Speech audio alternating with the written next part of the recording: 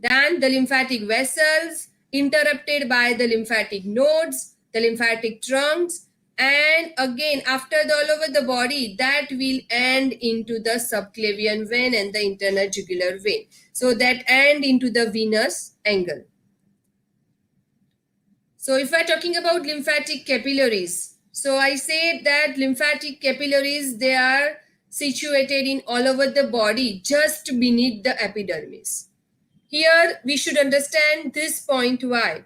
So that's why it is very superficial. Our lymphatic system is very superficial.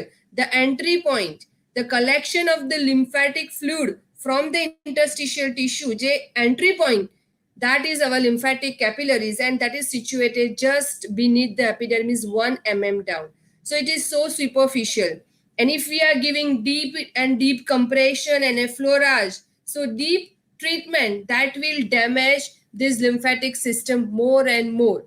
So that's why we are giving very superficial treatment for the lymphedema patients.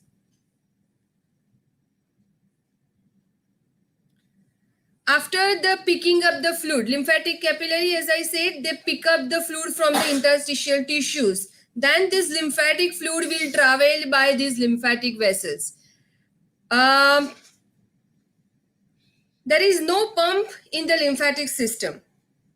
The lymphatic fluid will move via only skeletal muscle contractions, via the respiratory movements and the contractions of the smooth muscle in the vessel wall. Right? So in our treatment, we are incorporating these all information. So in our treatment, we are giving more and more skeletal muscle contractions, but with the pressure. We are giving the respiratory movements, the diaphragmatic breathing, abdominal breathing exercises, and the contractions of the smooth muscles we are facilitating by giving our manual lymphatic drainage. And as we know, the contractions of the smooth muscles we can facilitate by stretching. So in our manual lymphatic drainage, we just stretch the skin only. It's very superficial. We are stretching the skin and drain towards the adjacent area. So this stretching of the skin will facilitate the contractions of the smooth muscles and the fluid will travel to the adjacent area. In between, the regional lymph nodes are there. We all know about all these lymph nodes which are situated in all over the body.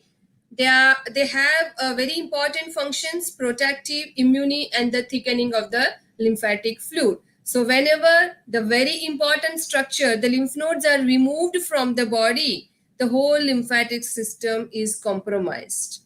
And we have to work in these our manual lymphatic drainage. We show the different pathway in where the normal lymph nodes are situated.